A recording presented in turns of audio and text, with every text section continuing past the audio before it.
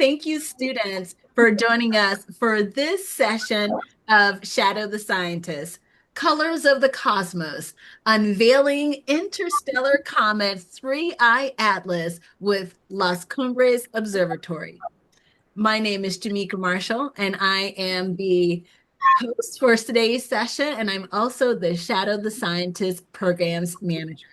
Now, Shadow the Scientist is an initiative that is brought to you by an incredible team at the University of California, Santa Cruz. And for today's session, I am thrilled to introduce you to an incredible astronomer and collaborator, Dr. J.D. Armstrong. Dr. Armstrong, J.D., welcome. Yes, please. JD is good. Oh, how are you? How's everyone doing?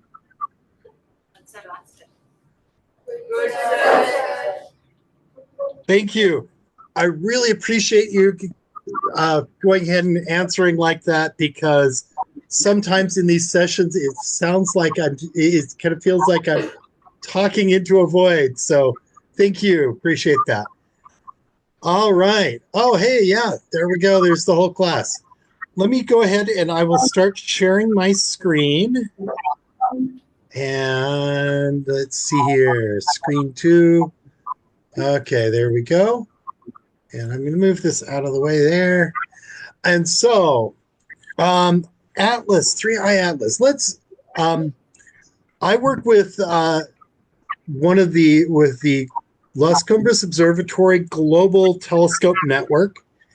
I actually work for the University of Hawaii, but Las Cumbres is a partner organization with Las Cumbres, and they have a telescope here on Maui, and they lease the land from the University of Hawaii, which is how we get time on Las Cumbres' network. And so right over here, this is where I am here on Maui, and they have telescopes like all around the world. And what's really cool about that is you can get observations 24 hours a day, 7 days a week. So, okay, sorry, I didn't mean to turn that into a commercial for Las Cumbres, but they're really cool, so I hope you don't mind. The first thing I'd like to do is, I was thinking we would go ahead and program the telescopes to take an image, to take a picture or two. Does that sound like fun?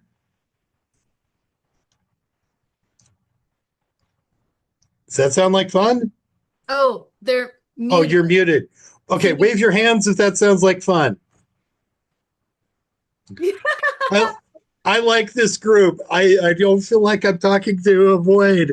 Thank you. Okay, so and now what we're going to do is, are any of you familiar with the Great Nebula in Orion?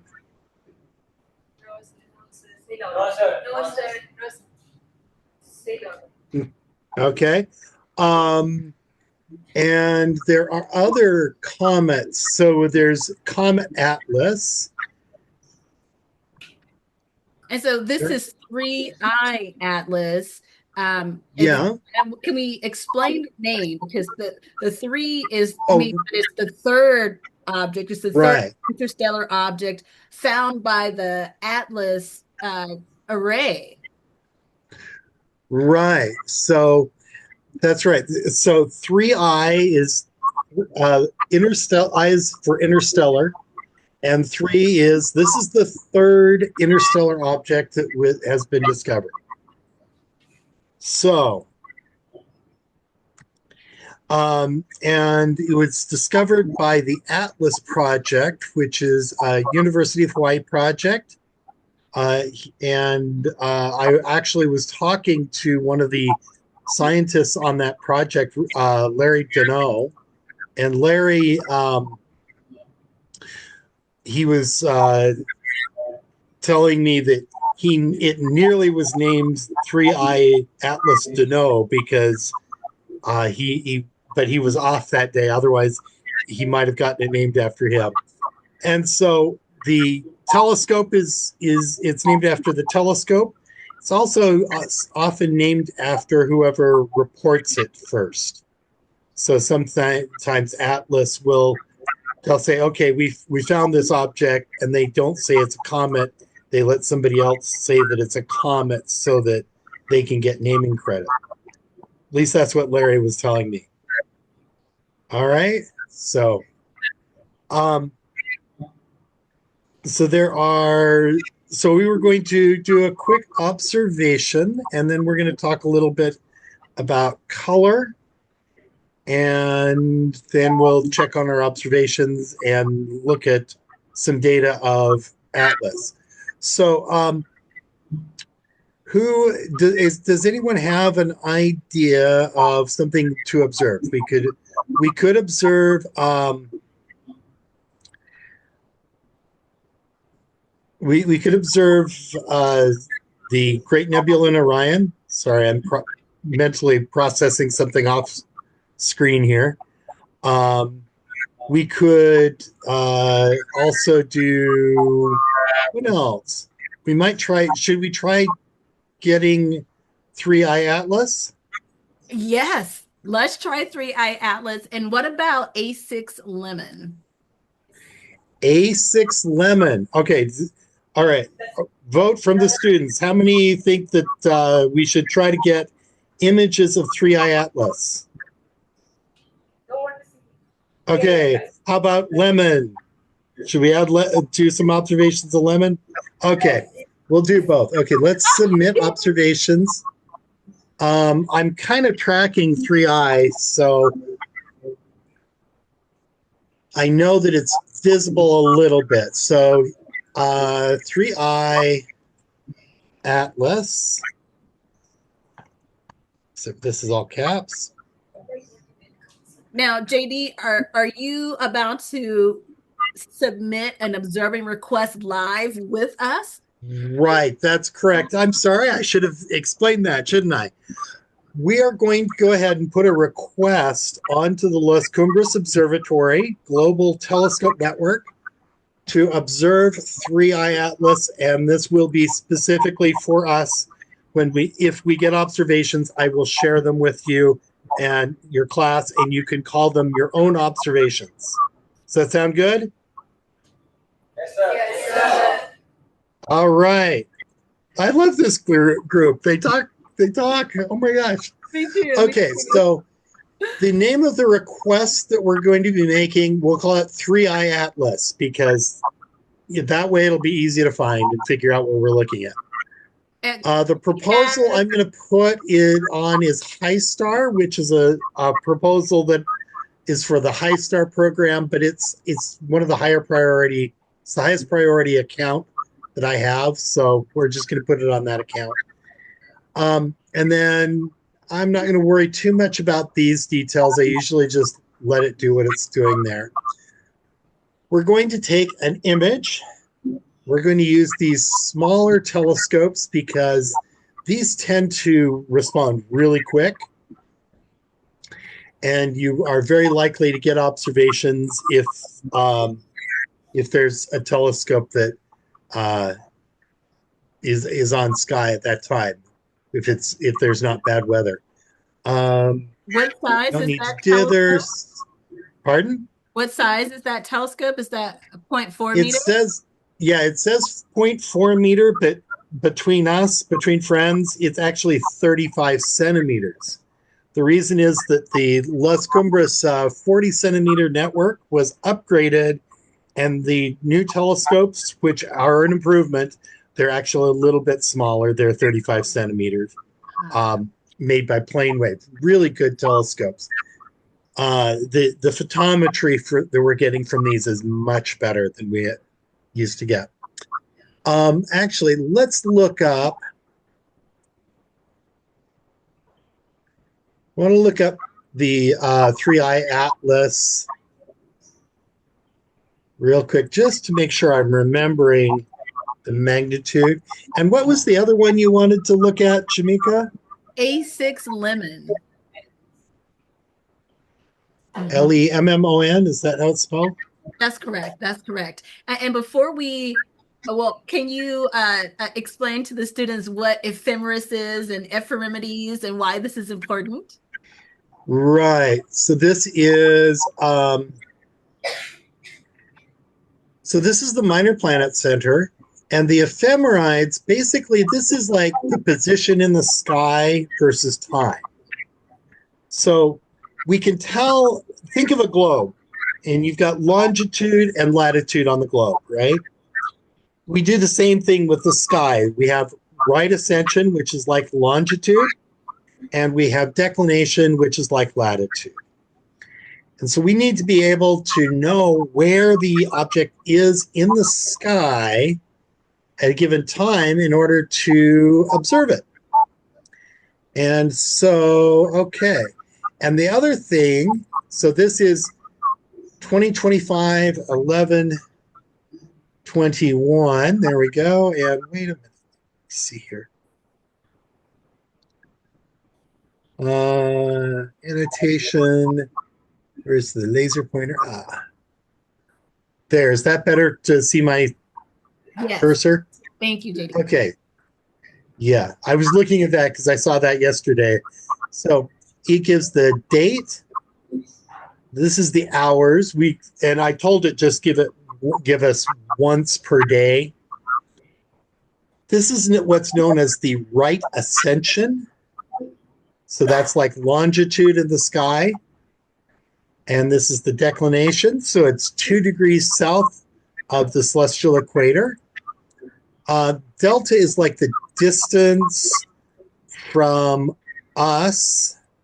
R is the distance from the sun. Elongation. And then the magnitude is the next one we really need. The magnitude of this is 15.3, and it's getting fainter. Okay, good to know.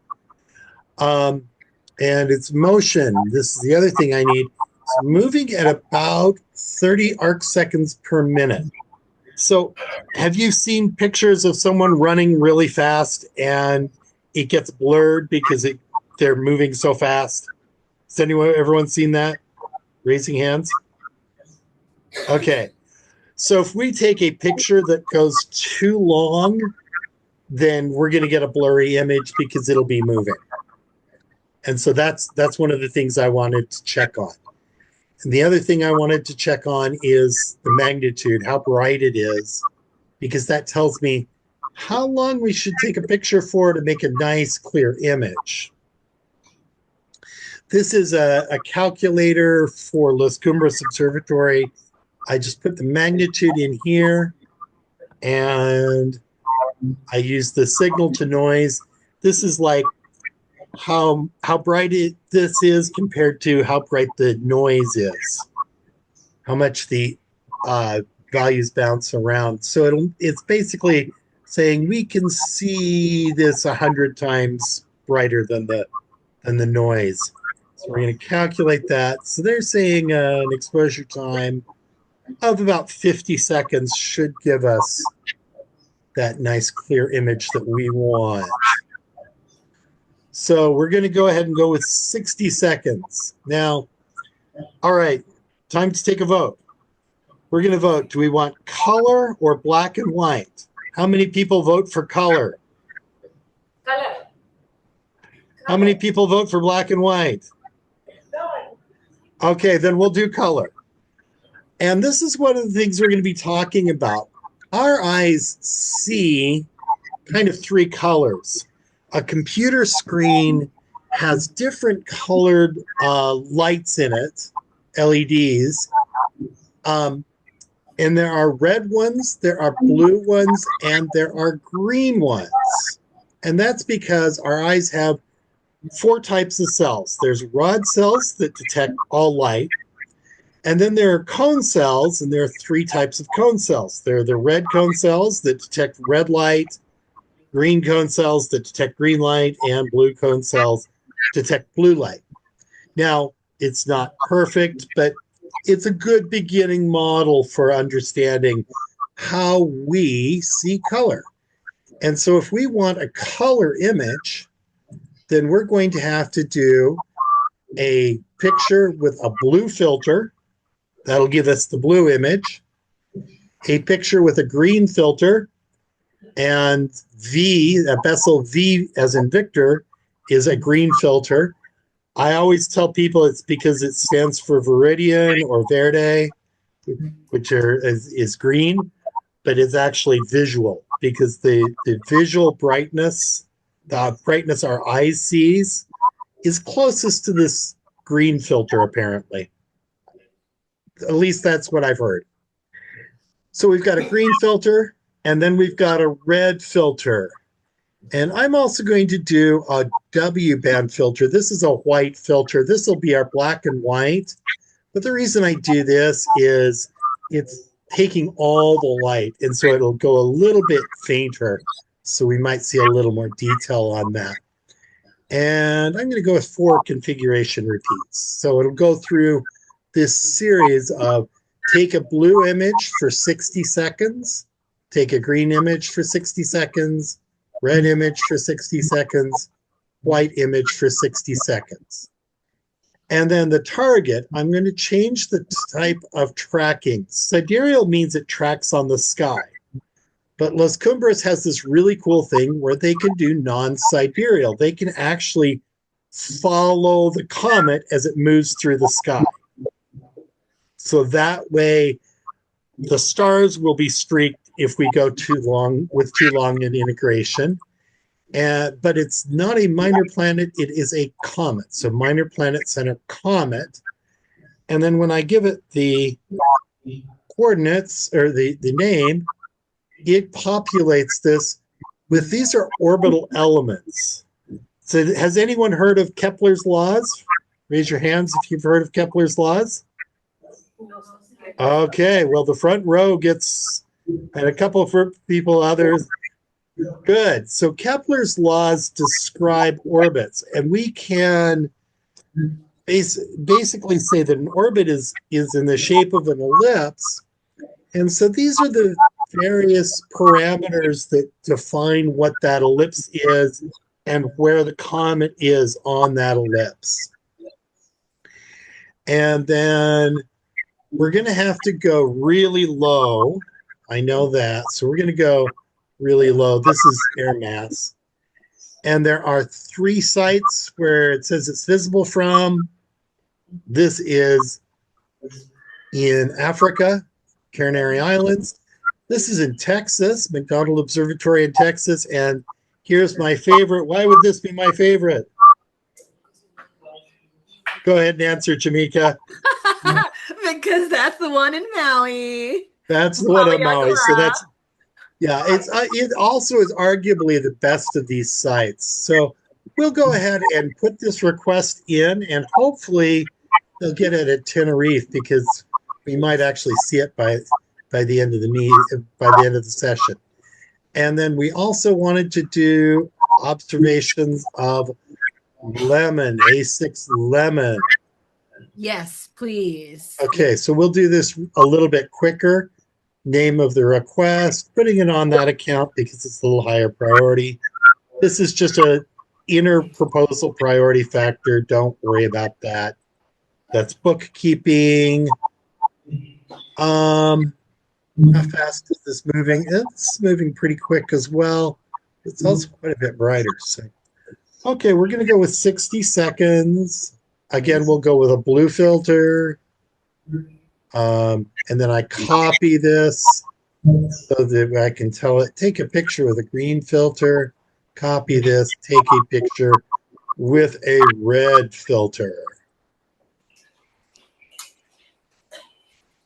Okay, and what am I forgetting to do?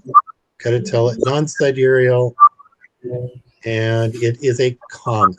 So tell it comet. Okay, and then it gets those. Not visible. Let's see here. Let's see if we can. Oh no.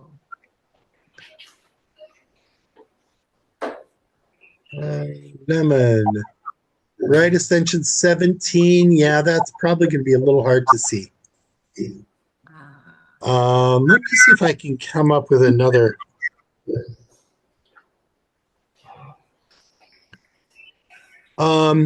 There's another comet that actually I want to look at again. It's Comet 2025 R2. Okay. And the reason I want to see this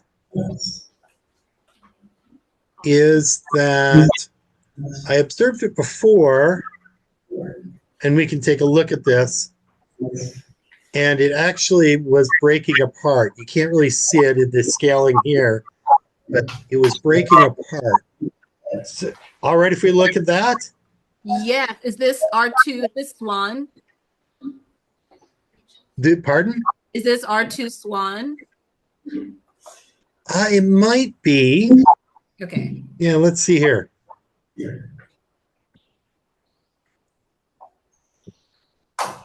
Yes. Yes. Okay. It's on my list. I think too. this, yeah, I think this is the one that was breaking apart.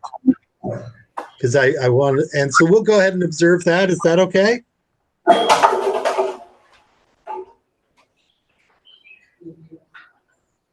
I hope so. I hope so. Because, and these are two, even though they're both comets, they are distinctly different. So it'll be great to maybe have a follow-up with you at these two images, because obviously one is interstellar, which means it's from outside of our solar system, from around another star completely. And R2 is a regular solar system comet from out around the Oort cloud. That's right. That's right. Okay. Either the Oort cloud or the Kuiper belt. I'm not sure if it's a long term or short term. Do you know right off, or? I don't know right off. Okay. Okay, so here we go. This is our observation request for Swan. And let's just really quick. Okay, no scheduling information for that yet. Atlas. Oh, this might not go this session. So I would expect it to maybe say that they had scheduled it by now. All right, so we've got a request for Swan. And so let's talk a little bit about color. JD, Mm-hmm. before we get started with color, can I quickly give us an idea of where the comet is and how it's been moving up to this point, just to have a quick screen share? Okay, where it is and how it's been moving. Let's find out. All right. And so I will just share my screen here. And Sunitha, I will make sure to send this to you. This is the live. I absolutely love this site. It's really great. You can put in any target you want and it'll show you where it is and show you its orbit. So we know that this comet was discovered in July. I'm just leaving it at the 21st. And here we can play it, change the playback so that I have it as 1 second equals 1 day. So just quickly see how it's moved up to this point. So starting with July, and you see it's just slowly going there. And of course, it's not actually slow. We can move this up to 1 second is a week, and then you can see where it is, and you can see it's starting to change, it's starting to turn as it gets closer to the sun. And now we've just passed the date where we are right now. So just a fun way to visualize how this comet's been moving as it was coming in, and now that tail has changed. Not only has the tail changed, but actually the composition now seems to be a little bit different too. So I will send this link to Etha, but I wanted to share that visualization as we're talking about this with you, JD. Thank you. Oh, that was fantastic. I will show you one other way of looking at it. Let me see here. Share screen. I was thinking that you might want to go into Google Earth. And if we go to the Minor Planet Center website, we can grab these coordinates here and see where it is in the sky on that date. So I'm just grabbing the right ascension declination. We throw it in there. And then right there it'll show where we are. We zoom out, we can find the constellation. There we go. See how the space is and where we are. You just imagine where we are. And so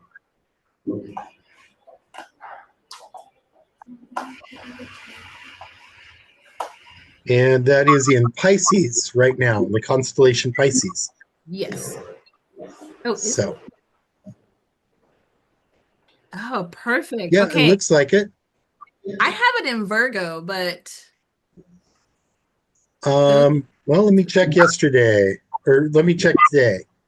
Virgo? Could be.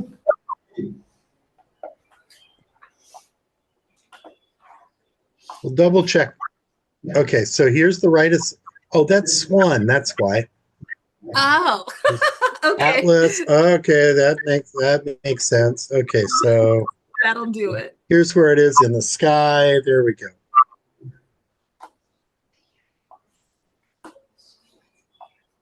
So right there, yeah, in Virgo. Ah, okay. There we go. All right. So there you go. All right. So we're going to go talk a little bit about color.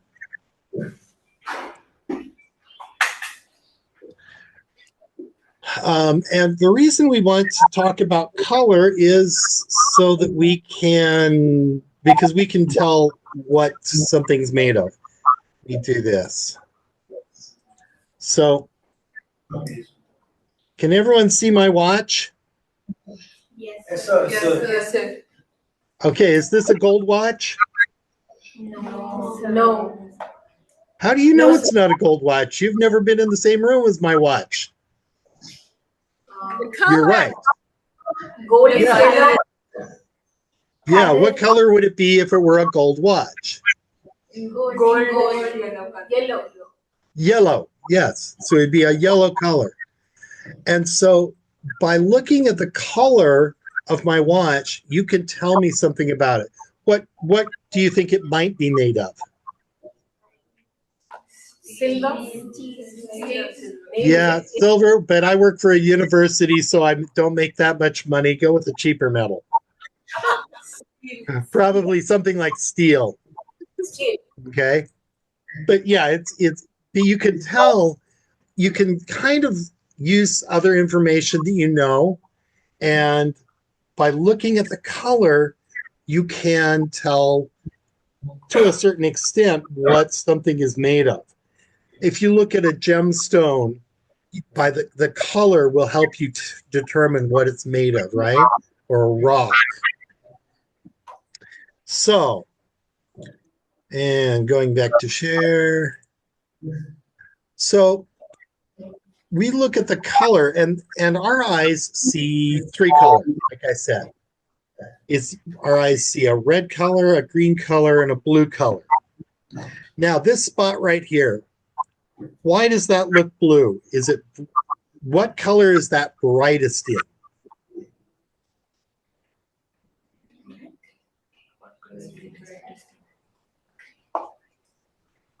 Is it brightest in red, green, or blue? Green. Green. Oh, I need to do the, wait, I see the problem.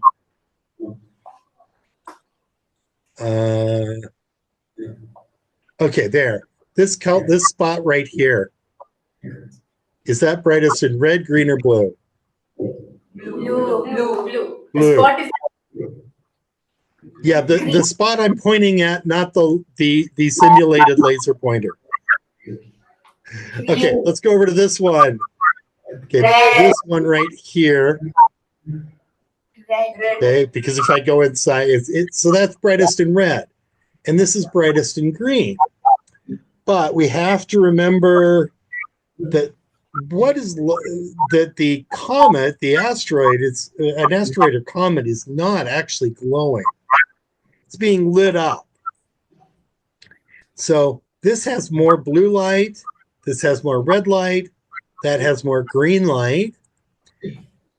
So let's pretend, I'm guessing this is on a TV screen. Let's pretend that it's a projector onto a screen, a projector screen. You know what I mean by projector screen?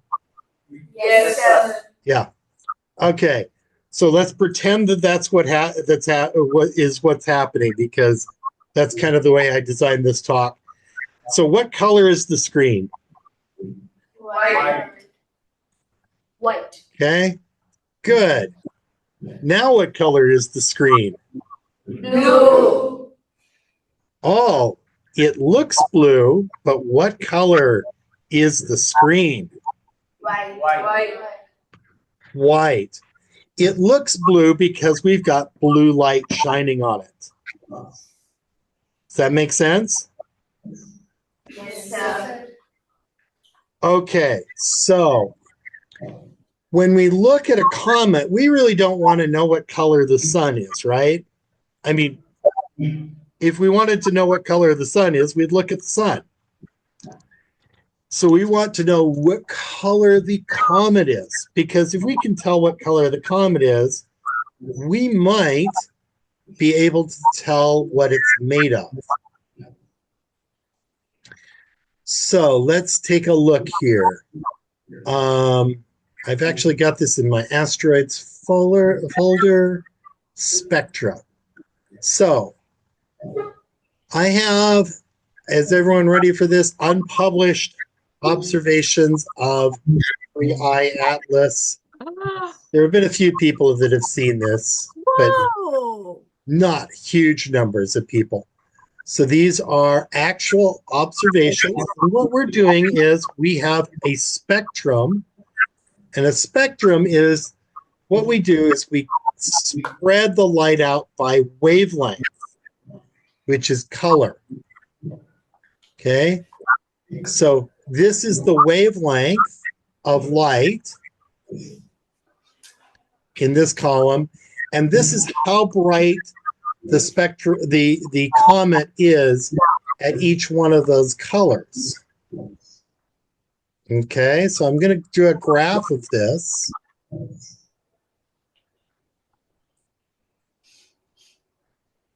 And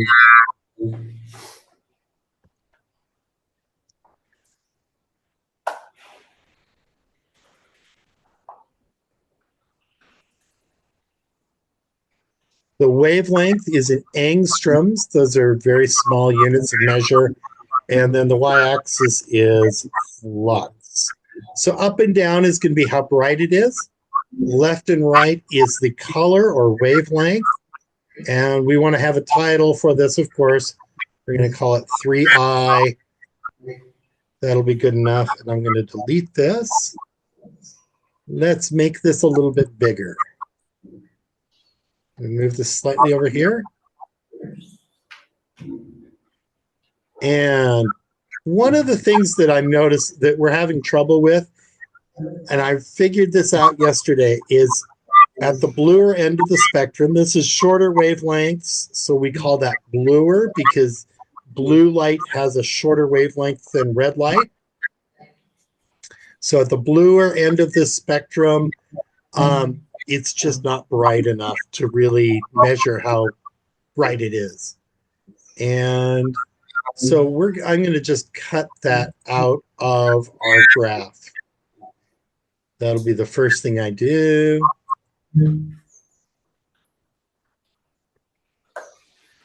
Okay, here we go. There, that's much better. All right, so this is the color, and let's limit this a little bit. Let's kind of trim that down a little bit. Less than 0 light is nonsense, so anything less than 0 we're going to ignore. And we're going to take this.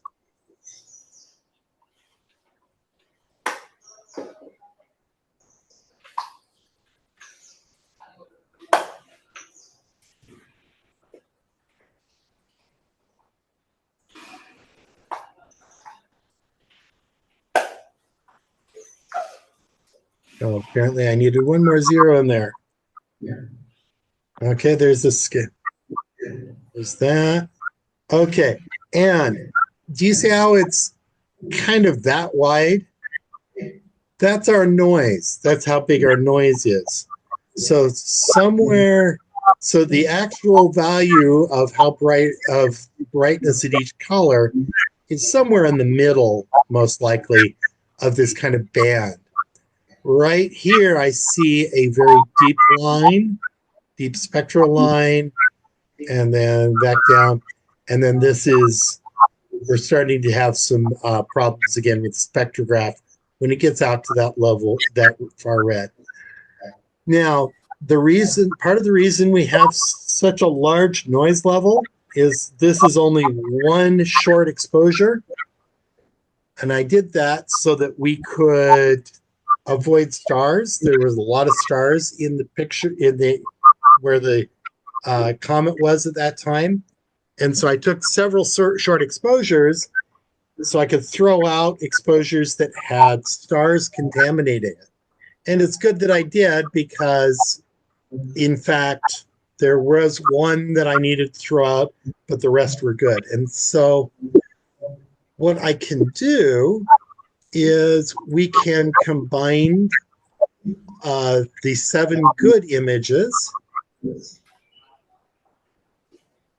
And I've done that in this spreadsheet. Here we go. And I'll get to what this is in a moment. I'm going to come down here. So again, we have wavelength. And then SA is a solar analog. This is a star that is the same color as the sun. And then each one of these is one spectrum. And so we've added them up into this last column. I'm going to really quickly make a graph of that. Does that sound okay? Okay. Yeah, let me know if I get too, if I start getting a little too weird or too boring or something like that. No, you're Okay? good. You're good. Can you again just go back to the solar analog because that's really important. Yeah, we'll make a graph with the solar analog on it.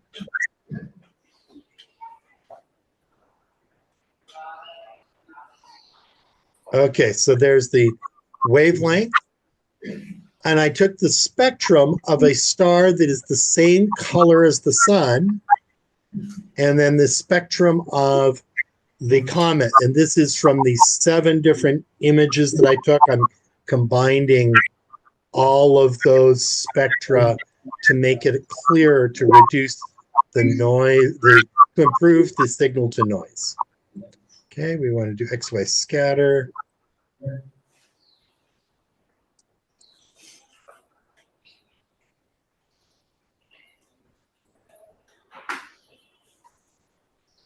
And so, students, you're actually able to see him using real data right now to give a better visual of what he's talking about with his comet. This is actual data, which is very rare for non-astronomers to actually be able to see and get.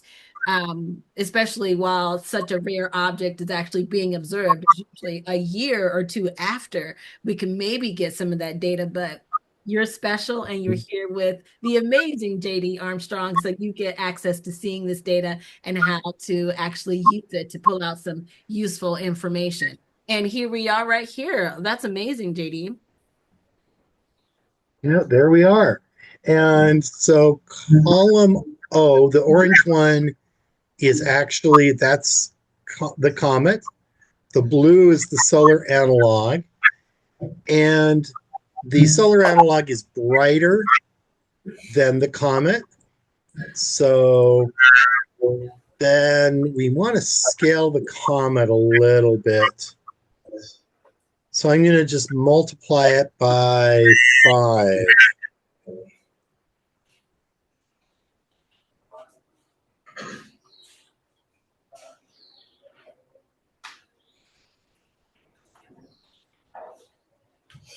There we go. And you can see that the spectrum of the comet and the spectrum of the solar analog are similar. right? Yes. Not exact, but it's similar enough that it might be easier.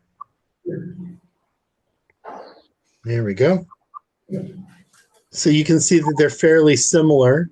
And again, the solar analog, since it's brighter, it's got a better signal to noise. You can see that very clearly in here in this graph.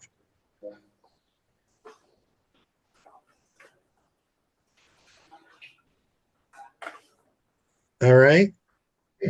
But again, do you want to know what the color of the sun and the comet are, or do you want to know what the color of just the comet is? We want to know the comet.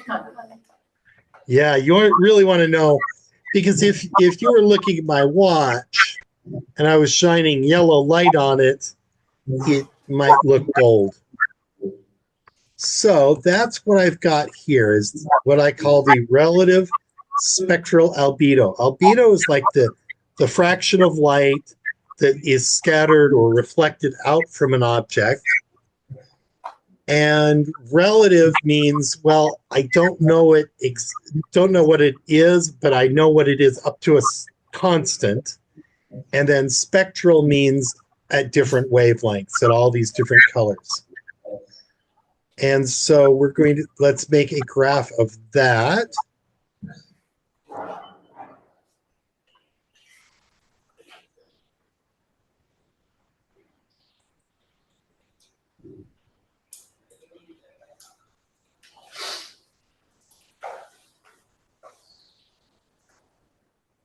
Okay. There we go. That is Comet 3I. So that's what this comet actually looks like, the color.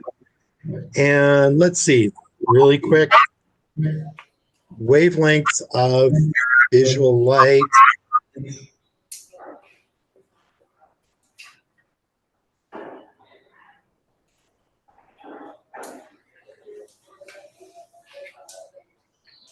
So 3,800 angstroms to 7,400 angstroms. So from about somewhere down here to about there. That's where this is the visible part of the spectrum. And then this is into the infrared. Okay. All right. So I'm claiming that we can tell what this object is made of, right? Did I make that claim? I think you just did. How many of you in the audience, how many of people in India think that I made that claim earlier? Raise your hands. There you, okay. So I'd better be able to demonstrate my claims, right? So I'm going to go in and I'm going to call this 3I. So I have observations of some other objects like Hanukkah.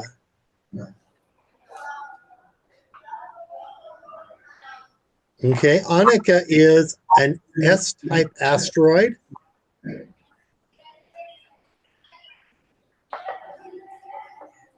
And here we go.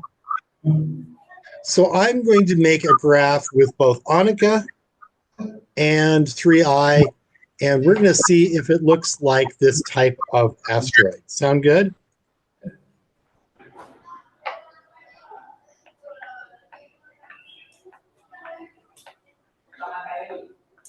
All right.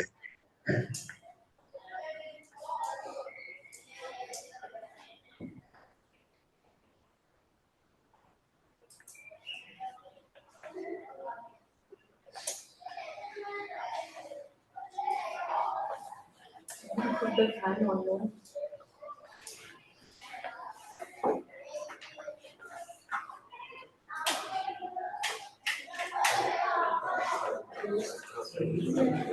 Okay.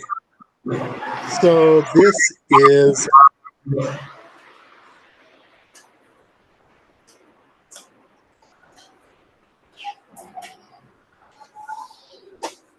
all right. So Annika and the Interstellar Comet. What do you think? Do they look the same? No, sir. No. Good.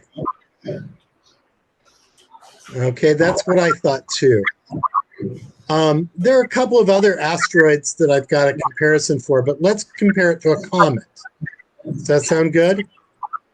So do we get to see the visual stuff? The Do we get image to see the what? Yeah, an actual picture.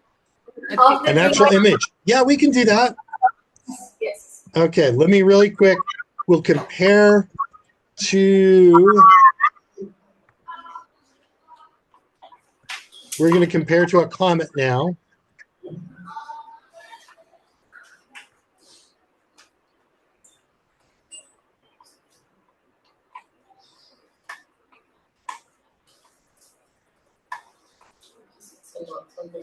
Yeah, I know it's kind of weird that you're expecting like a comet.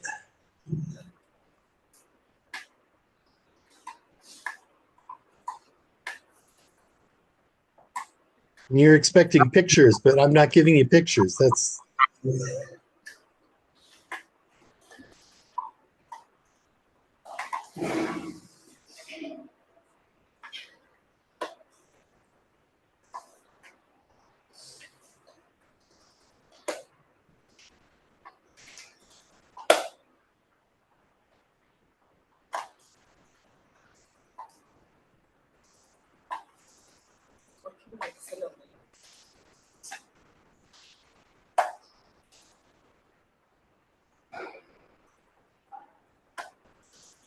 and you can start to see if I limit this a little bit better.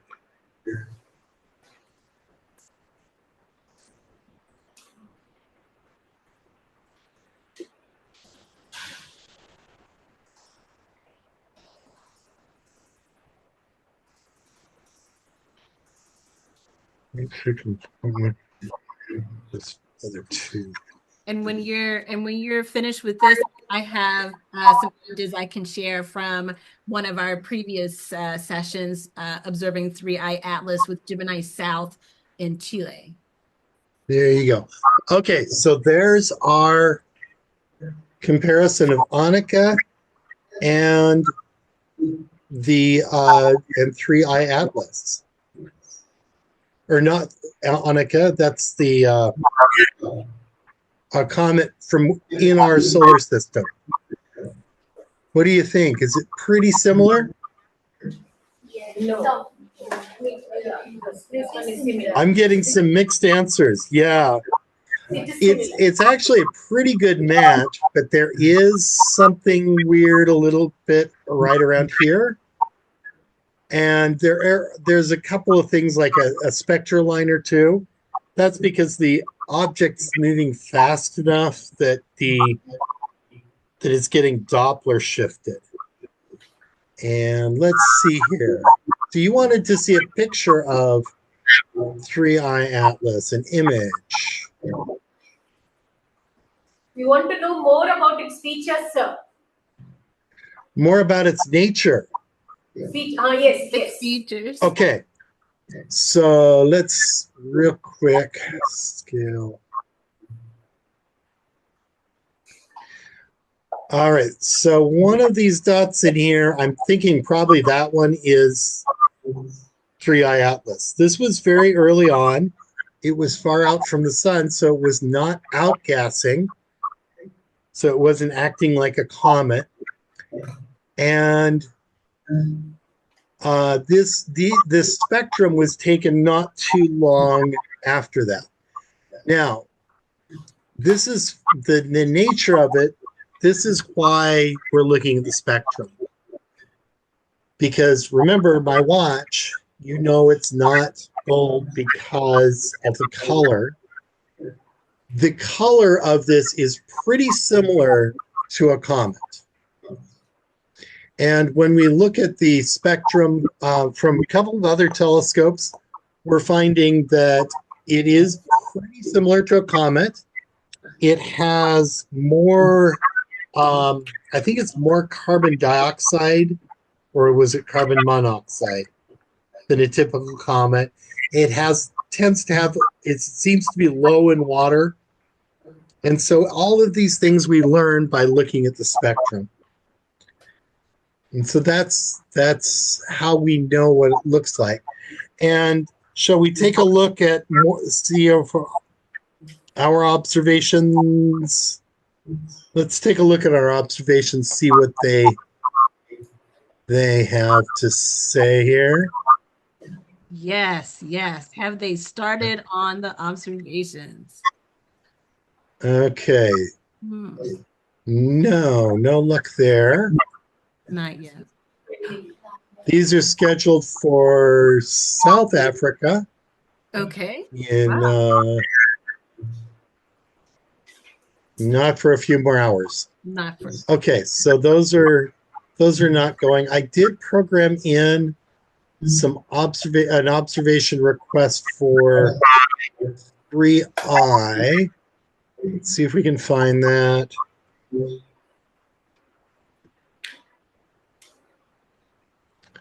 Okay, and that.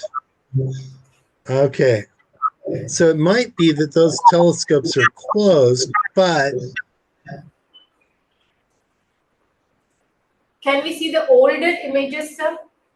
yes, the old images. This is an older image. Okay.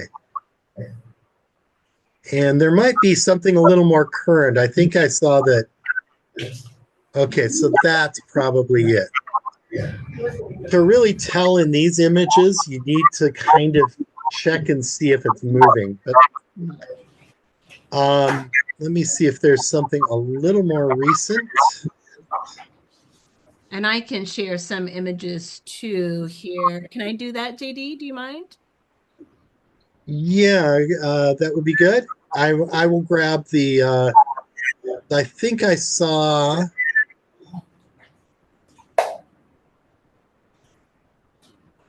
So how large is it, sir? How large is it? That's actually difficult to tell. I would have to look at the estimates.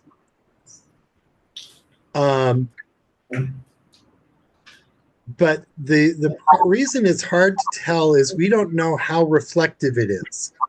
And what we do is we look at how bright it appears and how far away it is. And from that, we determine how big it is. But we have to assume how bright, how reflective it is.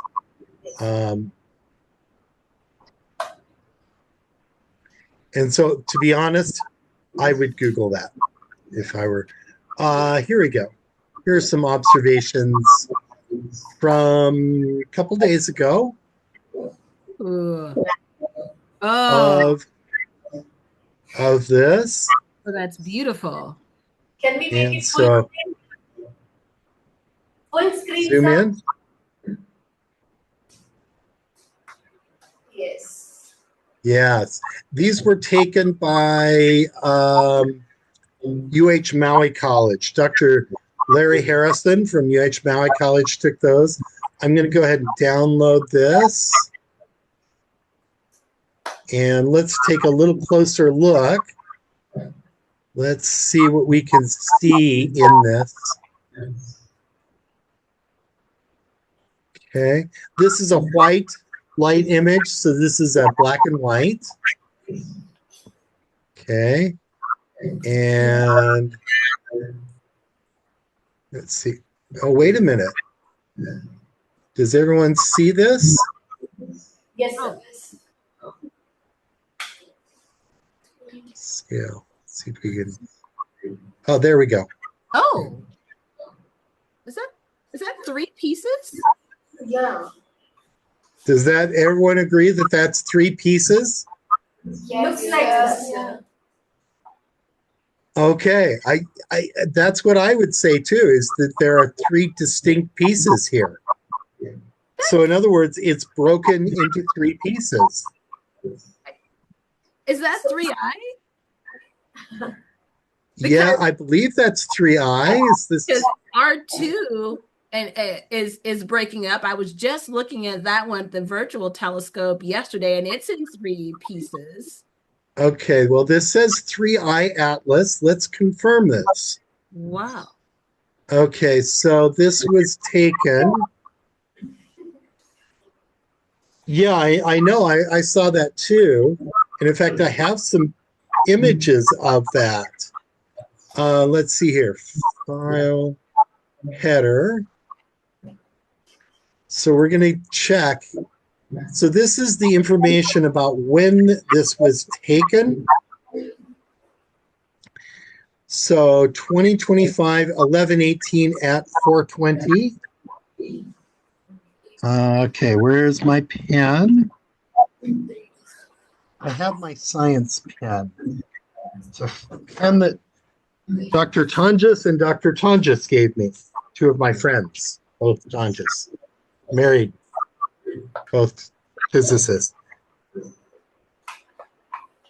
Oh, you know what else? The other comet that's breaking up is K1 Atlas. 2025 K1 Atlas. It's also in Yeah. pieces. Okay, so that may be what this is. Okay. But let's check, because I'm not sure why he put 3i in there. Yeah.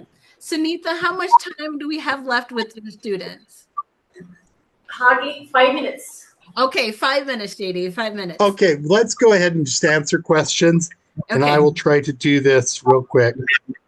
Yes. So first, will we be able to send some of the images we just saw? Can I share some of those with the students? Sure. Okay. I Awesome. will be more than happy to share them. Okay, excellent, excellent. Questions. We'll use these last 4 minutes for your brilliant questions, please. Louder. So, ma'am and sir, my name is Nitya. Louder. So, my question is, if 3i Atlas comet is in a co-orbital, how would you prevent the comet from entering and affecting Mars, Venus, or Jupiter? So, okay, Jamika, could you repeat that again? No, If it was, please say it again. So, if 3i Atlas comet was in a co-orbital, how would you prevent the comet from entering and affecting Mars, Venus, or Jupiter? okay, so if it was Co-orbit. orbiting with the sun, what do you mean by co-orbital? So, like when two comets share one orbit, they maintain a particular distance. So, when they maintain a particular distance, they might affect Mars, Venus, or Jupiter, because right now we see only one comet. Yeah, okay. I think this is one comet. So, space is big. I think the answer really is space is big, and stuff is really small. So even if it were in an orbit similar to Mars or Venus, it's unlikely that it would hit Mars or Venus. So, okay, no, this is not.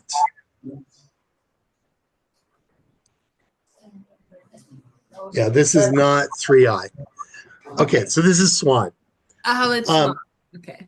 Yes. Okay. So there's a small chance that it could hit it. This is why we look for asteroids that might hit the Earth. Yeah. Does that sort of answer the question, or? Yes, sir. Yes, sir. So my name is Okay. Bharat. What exactly is there inside the core of a comet? What is? I'm sorry. What was that again? Yes. what exactly is there inside the core of a comet? What's Oh, inside what the is core of a comet? inside the core of a comet? Yes, sir. Okay, so it has ice, and by ice I mean it's got water ice, it's got carbon dioxide ice, sometimes carbon monoxide ice, and it also typically has ammonia ice. A typical comet has water, carbon dioxide, and ammonia ice. There will also be like grains of sand, little bits of rock, maybe, and then also organic compounds, so carbon-based compounds that we might find in a comet. And so one of the things that we do when we do science demonstrations out here is I take a bunch of dry ice, I grind that up, I pour some water on it, I pour some ammonia on it, throw some dirt on it, and then we put a little bit of shave ice syrup on it to represent the organic compounds. And then it smells really bad because it smells very much like ammonia. And then we go running around with this comet, and the dry ice is evaporating, so it kind of has a tail. It's fun. That's fun. I think Yes. we have time Okay. for one more question. Last. Louder. And these are great questions, by the way. Mom, Louder. hi, Mom. Mom, my name is Harshita. Mom, am I audible? Yes, you are. Yes. Okay, Mom, if given a boon to become, sir, if given a boon to become any one of the comet in the star system, which one would you choose? Ooh. Go to any comet in the star system. I would choose 3I because it is unique. It's from another star system. And so, one of the things about science is when we get a new telescope that gets a new wavelength of light, a new carrier for the information, that's when the big advances are made. And what is carrying the information in the case of 3I mostly is macroscopic matter. So we actually have a physical object that we could, touch that's bringing the information most of the way from this other star system. And so to me, that's really cool. And it's also potentially where we'll make some really big discoveries.